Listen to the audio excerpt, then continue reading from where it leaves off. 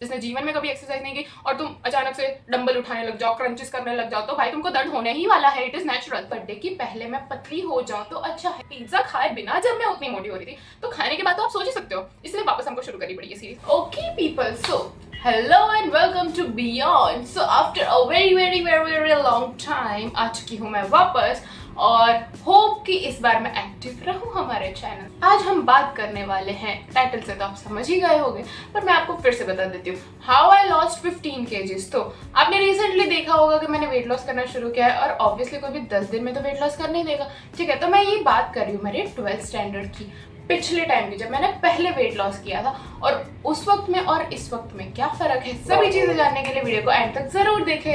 ये बात है कुछ 4 साल पहले की, जब मैं थी 12th स्टैंडर्ड में, और मेरा 12th कोविड था। बाय द वे मैं आपको बता दूं, तो कोविड नहीं आता तो मैं कभी एक्सरसाइज करने भी नहीं वाली थी लाइफ में, बता दूं। और जिम तो मैं जा नहीं सकती, क्योंकि अब्बा नहीं मानेंगे।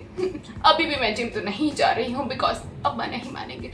तो जिम जाना तो हमारा पॉसिबल है नहीं, तो मैं घर पे एक्सरसाइज करना स्टार्ट कर दिया, क्योंकि कोविड में इतने वेले थे हम लोग, सभी वेले थे वैसे। हाँ, तो कुछ चीजें आपको जाननी जरूरी है। एक तो मेरा वेट था 12th स्टैंडर्ड में 80 kgs।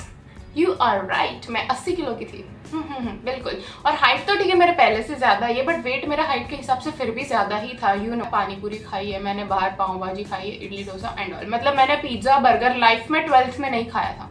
मैं आपको सच बता दूं, मैंने लाइफ का पहला पिज्जा 12th स्टैंडर्ड के बाद खाया था। बोर्ड एग्जाम के बाद, जब हमारा मतलब रिजल्ट भी आ गया था, उसके बाद मैंने पहला पिज्जा, वो भी डोमिनोज का खाया था, मुझे याद है, और मुझे बहुत ज्यादा पसंद आ गया। पिज्जा खाए बिना जब मैं उतनी मोटी हो रही थी, तो खाने के बाद तो आप सोच ही सकते हो। इसलिए वापस हमको शुरू करनी पड़ी ये सीरीज। अब हम लोग आते हैं कि हमने वेट लॉस मतलब आप समझो मई में स्टार्ट किया था, तो मई जून जुलाई और अगस्त के पहले, बिकॉज यूजुअली मेरे को क्या होता है कि मेरे बर्थडे की पहले मैं पतली हो जाऊं तो अच्छा है। ये हर साल मुझे होता है, ठीक है। तो इस बार यही सोच के मैंने जुलाई में शुरू किया, विच इज टू लेट। अब ऐसा होगा नहीं कि 2 महीने में मैं एकदम सुपर डुपर पतली हो जाऊंगी। मई में स्टार्ट किया था, तो मई जून एंड जुलाई के एंड तक मेरा 15 किलो कम हो गया था, लिटरली हो गया था। मैंने बहुत अनहेल्दी वे में वेट लॉस किया था, टू बी ऑनेस्ट, क्योंकि मेरे लिए वेट लॉस का एक ही मतलब था, तुम खाना छोड़ दो, खाना छोड़ दो, वजन कम हो जाएगा, खाना छोड़ दो, और एक्सरसाइज एकदम फुल दबा के करो। क्योंकि मुझे 2 ही चीजें पता थी, बिना एक्सरसाइज किए वेट लॉस होने नहीं वाला, और खाने से तो कभी नहीं होने वाला।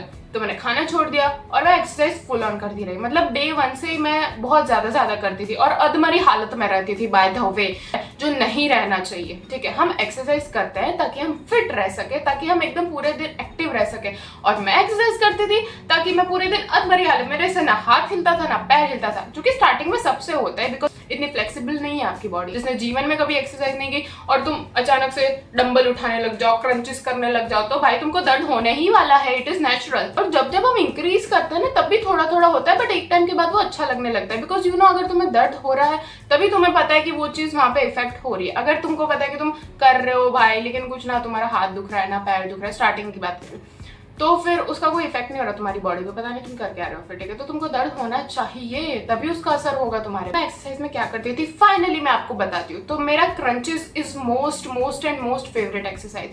अगर तुमको बेली फैट, क्योंकि मेरा मेन गोल होता है बेली फैट कम करना, ओके, तो बेली फैट कम करने के लिए crunches is my favourite exercise. अगर आप कुछ भी, लिटरली कुछ भी ना करो और सिर्फ क्रंचेस करो ना, तो भी आपका बेली फैट कम हो सकता है। ये मैं आपको चैलेंज दे सकती हूँ लिटरली, पर वो आपको ज्यादा करना पड़ेगा। फिर ऐसा नहीं तुम 5-10 क्रंच कर लिए, भाई मानसी ने तो बोला था लेकिन कम नहीं हुआ, तो 5-10 क्रंचेस में पेट कम होता भी नहीं बहन। उसके लिए तुमको बढ़ाना पड़ता है। शुरू शुरू में 5-10 करो, क्योंकि तुमसे ज्यादा होंगे भी नहीं, मेरे से नहीं होता, तुमसे क्या हो जाएगा भाई।